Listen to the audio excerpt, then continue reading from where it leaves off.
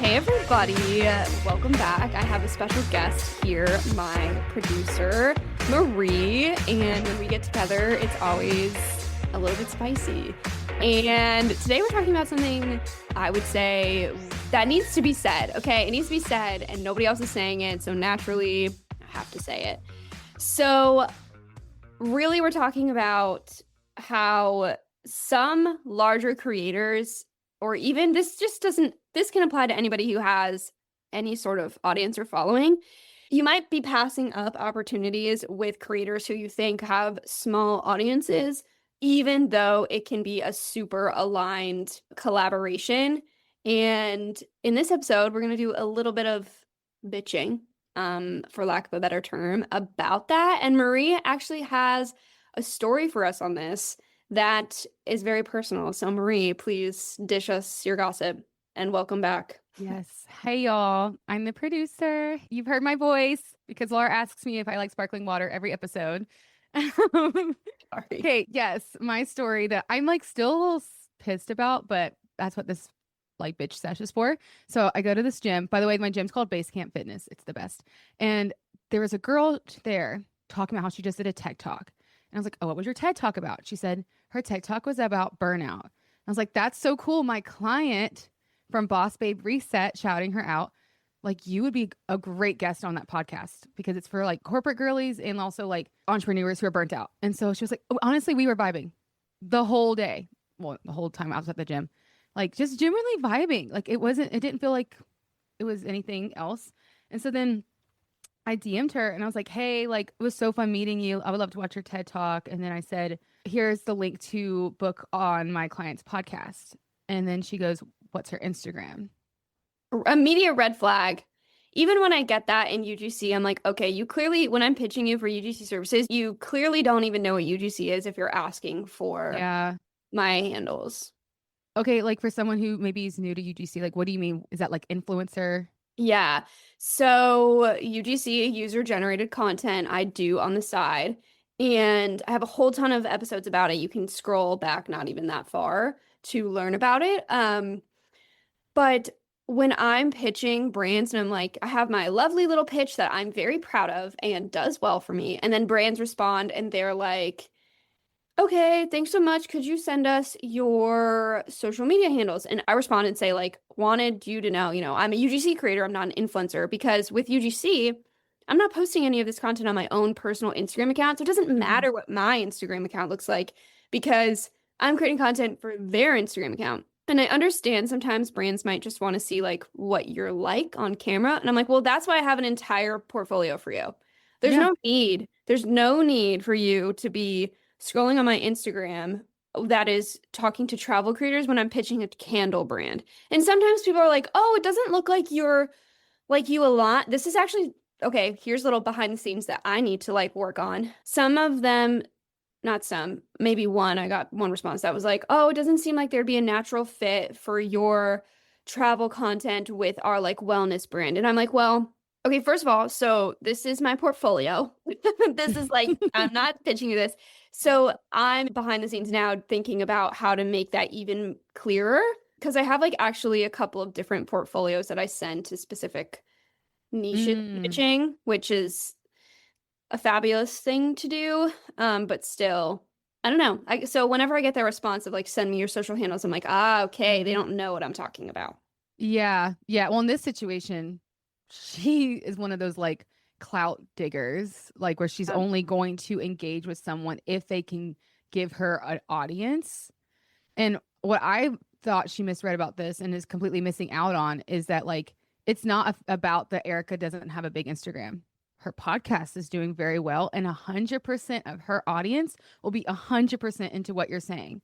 Versus if this lady, let's call her Susie. If Susie was like, if she made the choice between going on Erica's podcast that has a little bit less but 100% alignment, or Joe Rogan's podcast, who has a huge audience but doesn't care about female entrepreneurs and burnout, like which one are you going to choose? And she's a dumbass, so she's going to choose Joe Rogan and get zero sales. Versus if she chose Erica, that's 100% people that are going to listen to your TED Talk.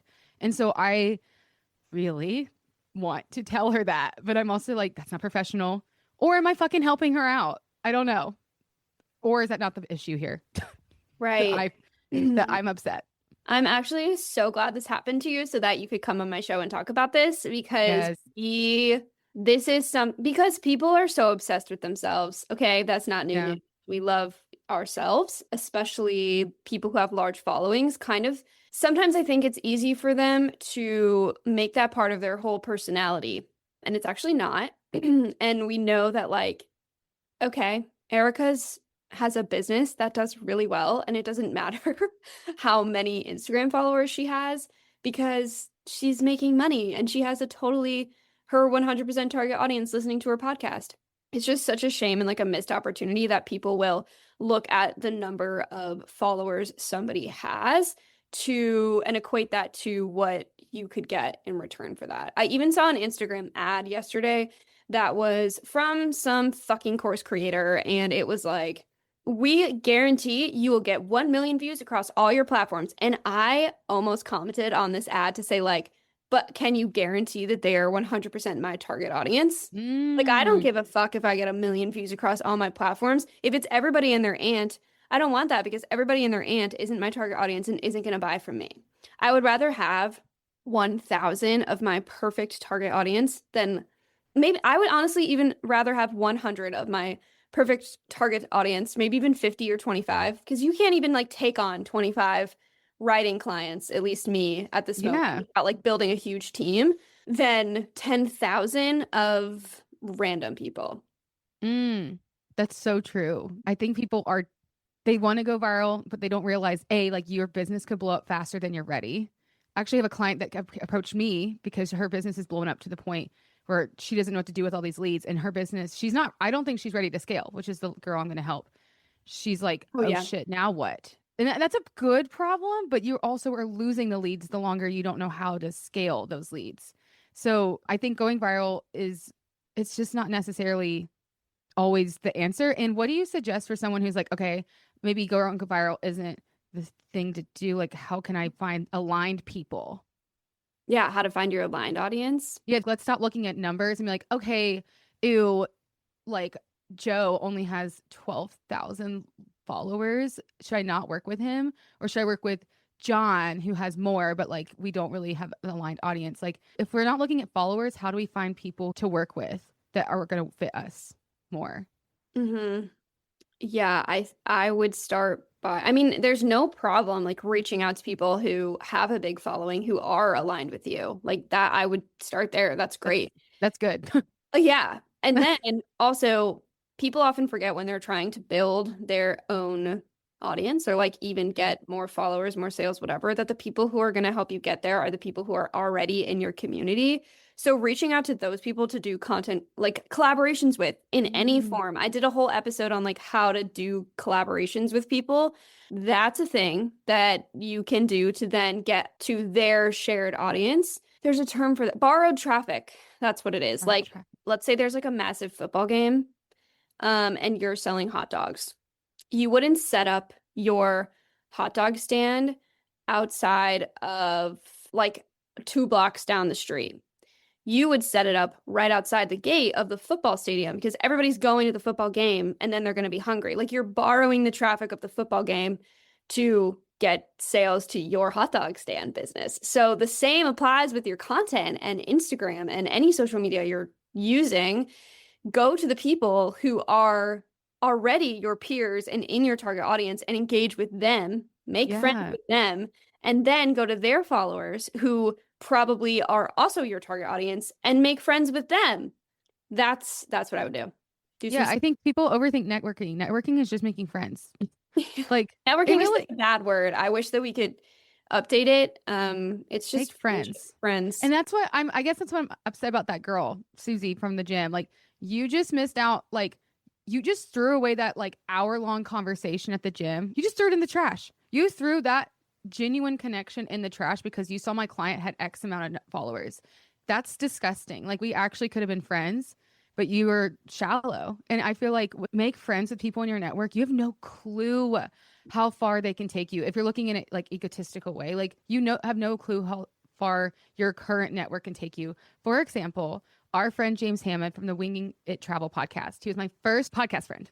He did not need to be friends with me. First of all, I had no followers, but we became friends and we've been friends for like 5 years, whatever. I found out that he has my dream podcast guest. He's like friends with him. He's friends with Aaron Miller, the travel writer and the host of the Armchair Explorer podcast, which is my favorite travel podcast. I just found that out.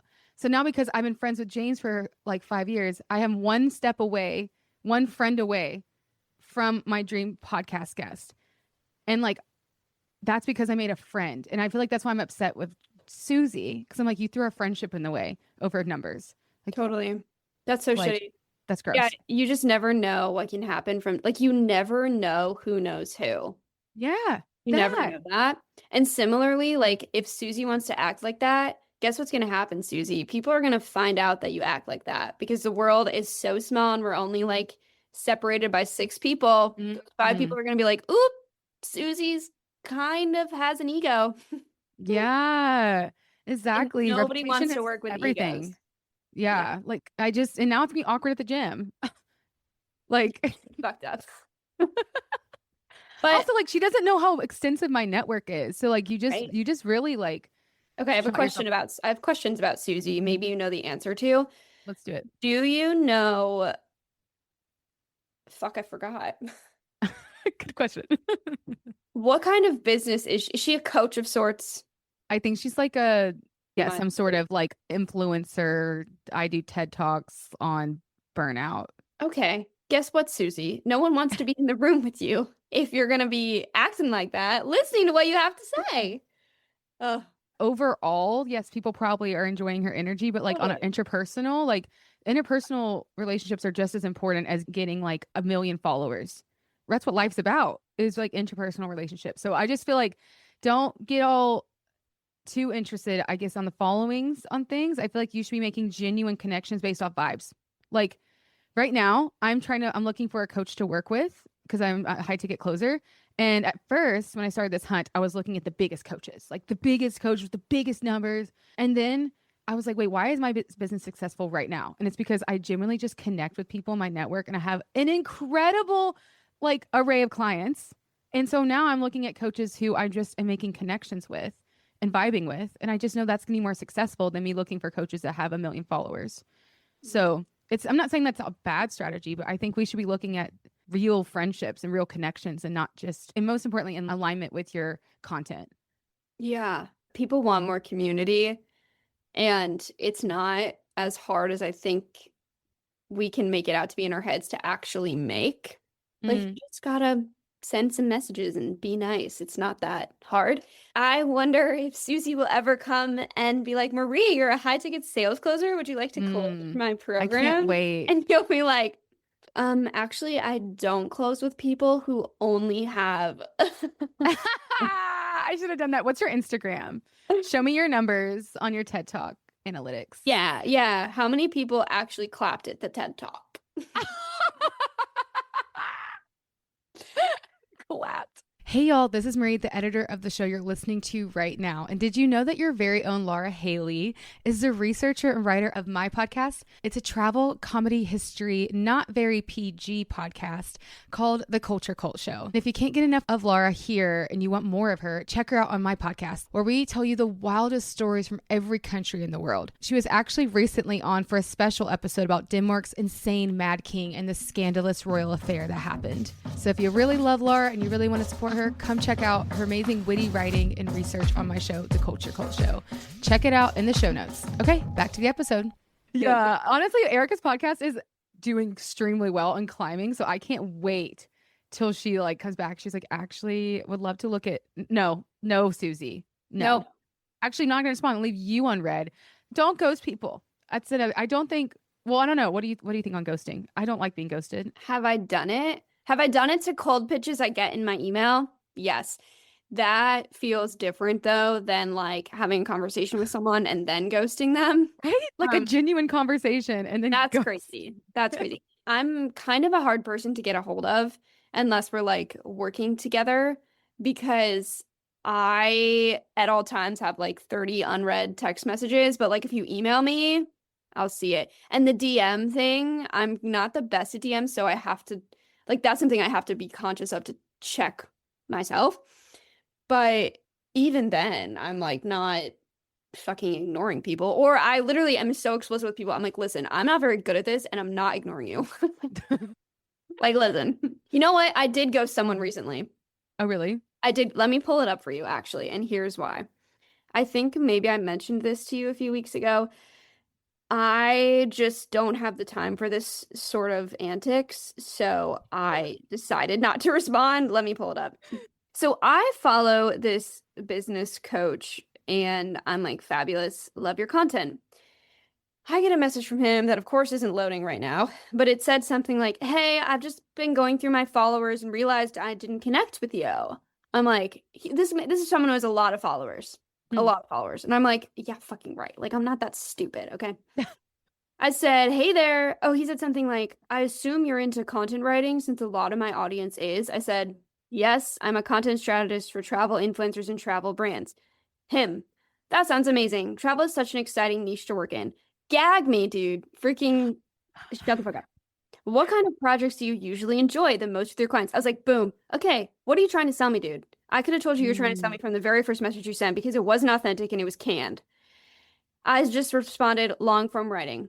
That's awesome. Long form writing really helps you share more depth and value. What kind of topics do you usually enjoy writing about? I said, I don't mean to be rude. I just have a sneaky feeling you're about to pitch me something. So here's your permission slip to go ahead and do it. It will save us both time and I can see if it'd actually be a good fit. Thanks. This is good. I'm sorry. I'm on edge. He says, haha, I appreciate the honesty. No offense taken at all. Since you're open to it, here's the quick version of what I'm working on. If you don't mind me, if I ask you a few questions, I know your time is valuable. I'm like, dude, you've already asked me 7 fucking I feel questions. like you're talking to a chat I bot. am just reading it like a chat. Maybe I really am, but this man has 99,000 followers and he's just gone through his followers list to message everybody. Probably talking to like a chat bot or a VA. Either way, I was like, do better. Do better at pitching. Okay, you are pitching right now. Can you like help us? Because I'm pitching right now with coaches, and I'm sure a lot of people are pitching. What are your like yeses and like do this and please don't do this? Sure. Pitching. So I am someone who sends a lot of pitches and I also get a lot of this would be such a great solo episode too. I should just like roast the things that come into my inbox. So I send a lot of pitches, and I also receive a lot of pitches. And some things that I always try and include in my pitches without like pulling up any of my notes, this is literally from the top of my head.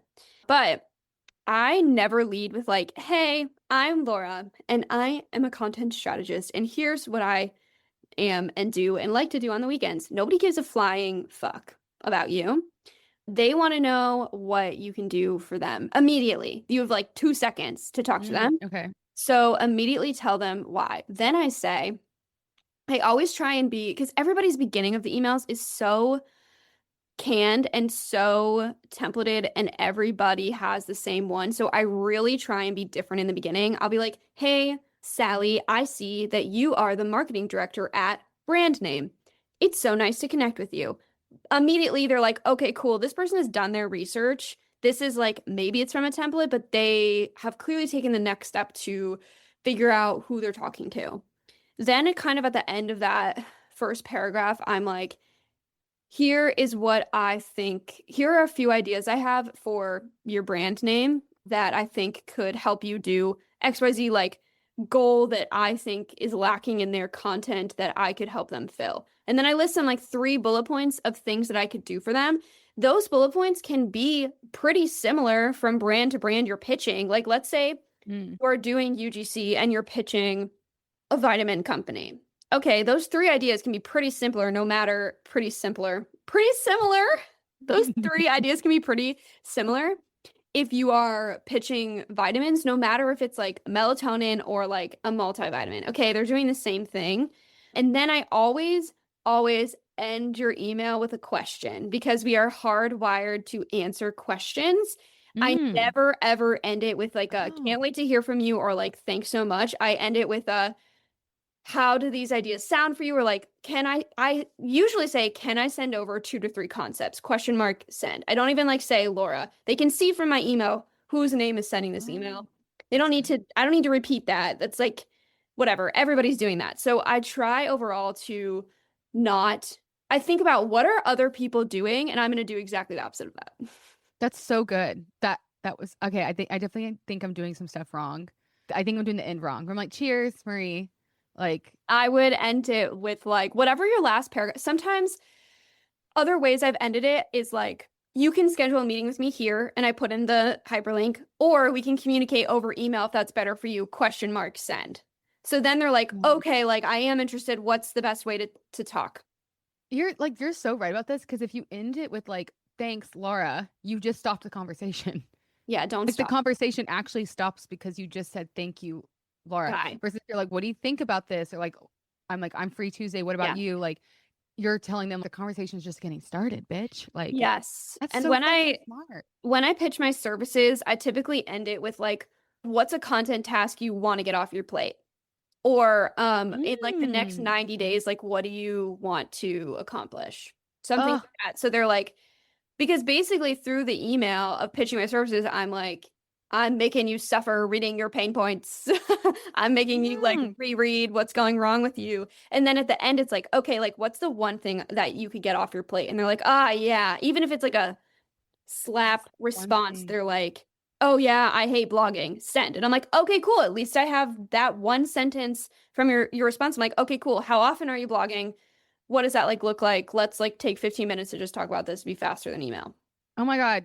This is if you don't take this transcript and turn it into a how to actually pitch carousel for me personally and post this on Instagram because I'm trying to type as you're talking. I Dude, you're need the one who edits this. You'll get the transcript. I know, but okay, fine. But I need you to make this a carousel for others. It's like this is so good. Like I need this. Others need Okay, this. yeah. I love this. I love like, yeah, I really What's love one cold thing I can pitching. get off your plate? Like what's one thing you're probably needing help with right now? Like that's so good. Getting Yeah, them to like talk to you instead of like exactly. think about what you're. Oh my God.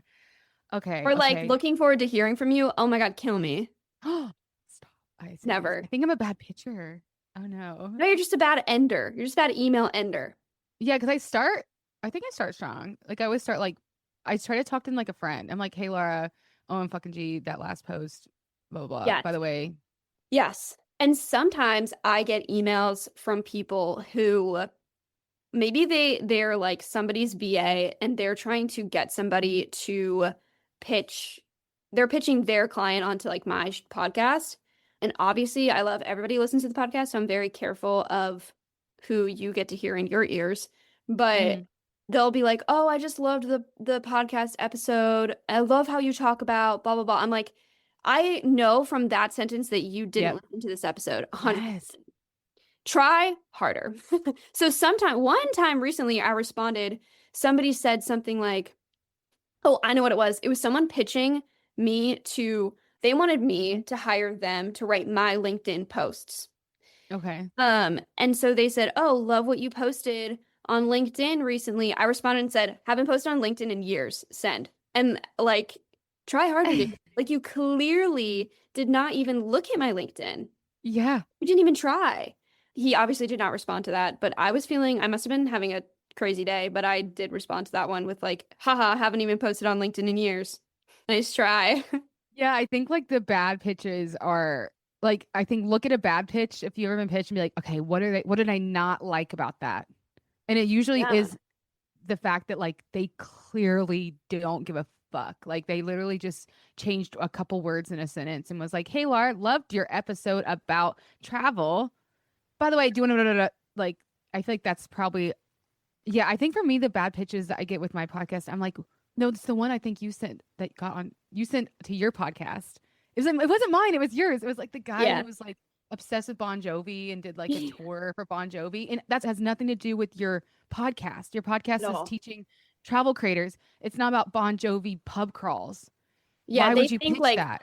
as soon as someone like steps outside and starts walking, they're like, boom, that's travel. Let's send it to every travel podcast that's Every ever travel. listed.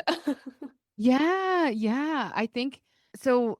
Do you think we should actually just instead of trying to hit like again a numbers thing, trying to hit like 25 or like 30 travel podcasts we want to work with, should we just find five and just like genuinely really connect with them? I know it's more time consuming and it's less numbers, but people say it's a Um, numbers game. if you're thinking about podcast collaborations, I feel like, yeah, it's important to make those genuine connections we're talking about, but also let's say you want to pitch 5 podcasts you found that really align with your audience and what you're doing. And let's say 3 of them have active social media accounts for their specific podcast, or like that coach does, or like that host, I mean.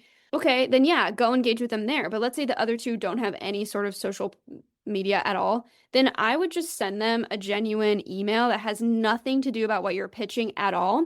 Just be like, wow, I really resonated with this. Here's something I went through the episode and listened to 30 seconds of it. Oh my God. And pull out like 2 things that you were like, yeah, that was actually epic. Or find the transcript of it Okay. and say like, this really resonated with me. That doesn't have to take a lot of time. That's also something AI could do for you, or a VA.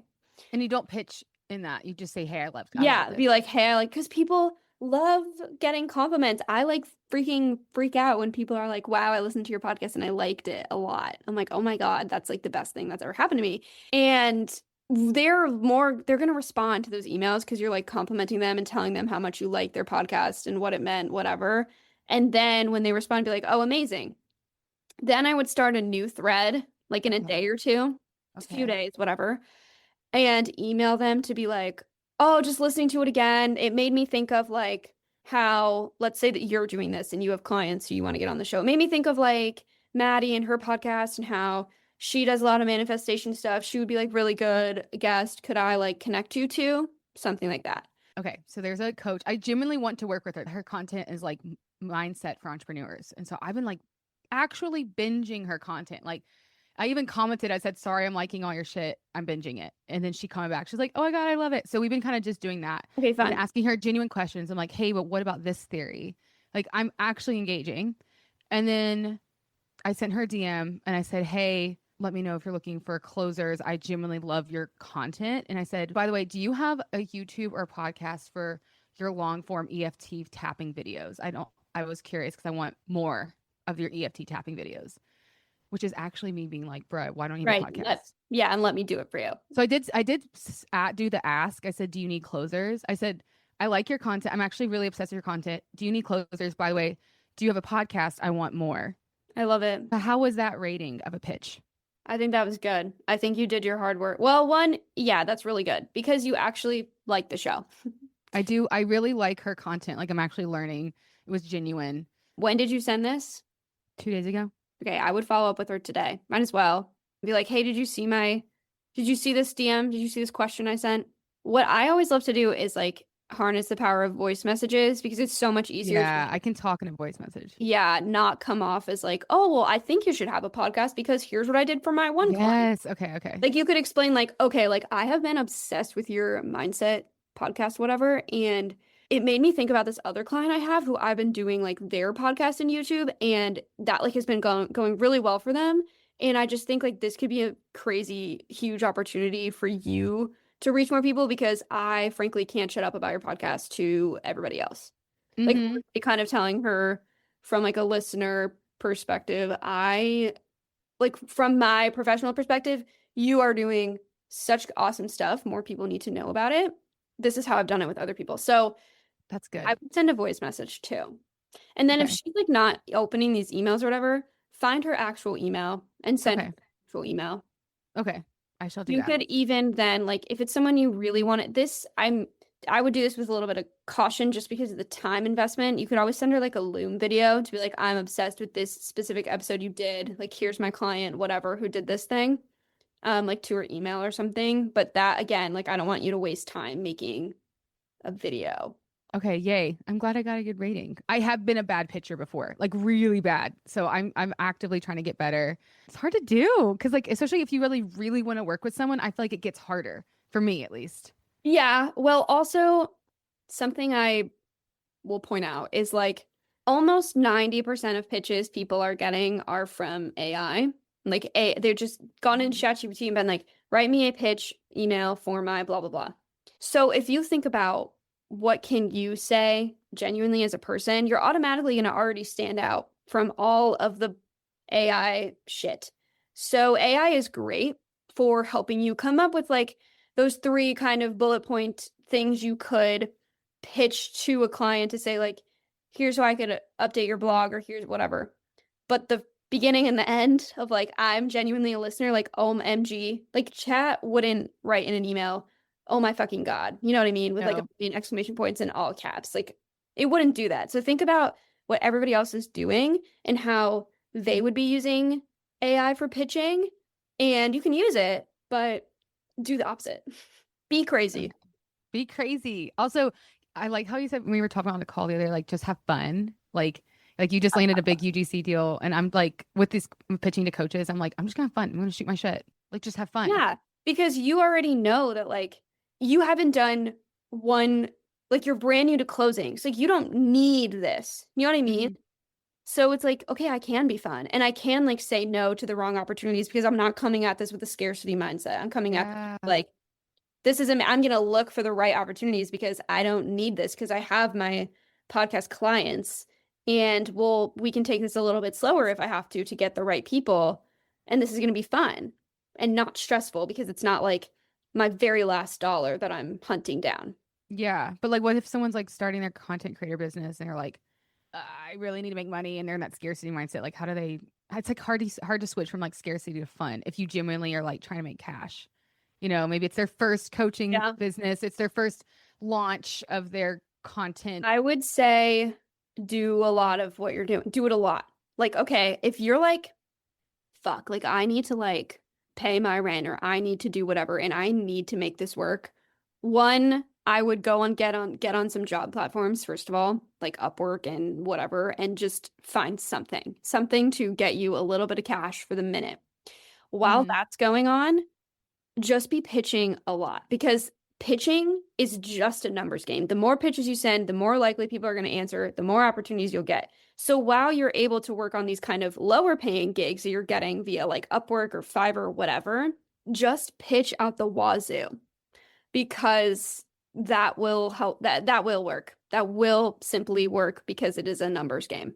Yeah, but I've also like energetically, you need to fix yourself. Like you You don't do. want to be, just like you don't want to be desperate. Like you do, people can sense that. I think I've even in been like a through this. DM, Yes, like I've been through this. And it's like because then it makes you like look at every single little sentence you're saying and then you overthink that's everything. me. And it's like, okay, this is not that deep. I'm just gonna try and have fun with this. So, Have fun. Have fun. yeah, if you're that creator who's like, fuck, I need to make this cash, I would try and make this fun by putting on a little background show. Okay. Doing it for like 15 minutes, being like, how many can I do in 15 minutes? Like, make it a Mm, race, make it entertaining or like easy for yourself.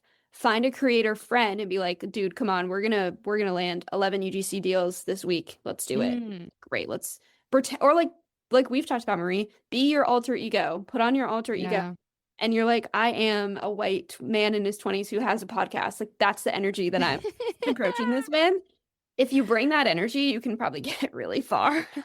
Yeah. And just like who in your life is who is that bitch? Like who is that bitch and how would what's the energy they bring? Yeah, like how would she literally show up to her desk? Like you should go take a shower, okay? And then you'll feel Oh, better. yes. Preach. Change your Always take clothes, a shower. I change your love a shower. clothes, Change get your out clothes. of your pajama pants, Go on a walk. go on a walk, make a coffee, sit down, set a 50-minute timer, and just focus for that time. And then you can take a break. Hype yourself up. And like, I always have like a whiteboard. My whiteboard message for the summer was failure is fun because I was learning a new skill. I love So, that. like, so just whatever it is to just remind yourself, like, if you're getting in a bitchy mood or scarcity mood, or you're like, fuck, like, why isn't no one, no, pause, shower, Shower. maybe eat some soup. Soup heals, I think. Go on a walk, pet your dog, reset, and then approach it. Cause I think like whatever the energy you put in is what you're going to get out of it. So if you're feeling it's all going to work out if you have the right energy. For example, I think it was like last year or the year before, I had a 6 months period where I was like, I need a new client.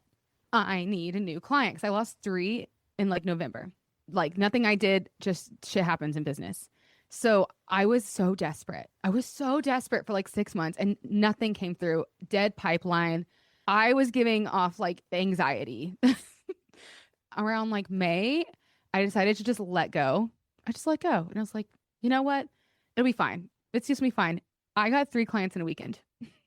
Yeah. That's amazing. I think like letting go and trusting and just like having fun will bring you faster results than like just, hitting those numbers. I think hitting the numbers is important pitching, but like the energy while you're doing it and just realizing like, oh my God, I'm excited for the amazing client that's coming to me. Like I'm Yeah. actually so excited about the perfect person that's coming my way. I think that helps a lot. A lot. Yeah, I mean, every single day is different of how I feel about my business. Like sometimes I'm like, whoa, that's crazy. The highs are high and the lows are very low. But when you are like stuck in that loop of like, oh my God, like I have to make this happen. Like we have to do, I Mm, need a new client. I need a whatever. I'm like to remind myself, and this is so easy to say right now as someone who feels like I'm on a high right now, yep. that okay, wait a damn minute. Look around. I'm not at work right now. I'm in a fucking hoodie I haven't washed in a week. And I am so how cool is it that I get to experience this journey of building something for myself? Yeah. Like that's so Have cool. fun. It's all fun. And you'll get Gratitude. to, yeah, I'm really big about gratitude right now. I'm really feeling super grateful for everything because I think when you are feeling low and you are stressed about your content creator business and you're like, that's when you should actually turn on the gratitude and be like, wow, how blessed am I that like I'm actually going for something. I have a passion for something and I'm going to go for it. Like, even if like you have to find the smallest thing and start putting gratitude into it and then it'll snowball. But if you're in a negative mindset, like you've got to get out of that. You have to get out of that if you want to be successful. Like, because you're not going to attract anything good coming your way. Period. Period. So good. I got to get a mindset coach on this podcast. I have plenty that I can put on here. How many Implementing. followers do they have though? Oh, I'm ghosting you right now. Woo, what a whirlwind. Okay, amazing. We talked about so many things, and this little bitch fest Bitch sesh. turned into a little gratitude hype fest at the end, as I feel like most the bitch sessions go. It ends with feeling a little bit better about yourself at the end. And I hope you were able to take away a couple pitching tips. I'm excited to do a whole episode on pitching now because it's literally something I do every day and don't talk about. Oh, So yeah, me too. yeah, we're gonna have to open up the gate on that because we don't gatekeep. And if you have any questions about pitching, please drop them to me on Instagram at Travel Content Writing because I will answer them. I will answer them. And if I don't know the answer, I will try and find you an answer before I record it. So I would love to hear from you. But thank you for listening. Thank you, Marie, for coming back again. So fun. Should we shout out those two girls? Oh, yeah. Also, a special shout out to Shelly and Breezy, who are in my UGC program with me as well. Just wanted to say thank you for being listeners of the podcast, and I hope you're having a fabulous day. And come say hi to me on Instagram. Let's be friends. I won't ghost you. And then do you mind if I shout out my business? Wait. Let me do it. This episode was produced by Your Girl Media. Thank you. Also, I need to like figure out which jingle I want to use because I've gotten 50-50 which one. So I'll figure Why it don't out. I just sing for you? I'll do a custom jingle. Oh my God, please. Okay. Tell us what you do. Damn. My business is called Your Girl Media. You might recognize some of my clients, Laura Haley and Maddie Garrett from Paid to Travel. Those are both my clients. And essentially, I run a boutique agency for coaches. So if you're looking for podcasting or high ticket closing, or you're needing setters, like honestly, I'm your girl. I have everything you need. So, and then also, I have a travel podcast. Laura is the writer of it. And we are trying to learn about every country in the world, but also by cutting up and having fun. And she's literally saving my podcast because she's writing it. Thank God. And it's called back Culture hurts Cult. from carrying this show. No, you are carrying my show. Like, actually, she's killing it. But yeah, my podcast is called Culture Cult Show. It is not PG. It is very fun. And we are trying to become less ignorant and learn about every country. And this season, we're covering Scotland, Iran, not Iran. If you call it Iran, you should probably be listening to my show. And Australia. Whew, that was a little bit of an unhinged episode, but I think there's so much in there that you'll be able to take away that can improve your pitching, and hopefully get you through the low lows of building this travel creator business. Go ahead and send me a DM on Instagram at Travel Content Writing, and I'll send you all the deets on the travel creator community I'm building, because frankly, you deserve better resources. Once you know how to get the views, once you know how to create content, now what? What comes now? There's no resources for travel creators after they've already made it. And that's exactly what I'm creating. So go ahead and shoot me a message on Instagram and I will send you the deets on my new community, the Travel Creator Business Plan. But for now, I wish you happy creating, and I'll see you later.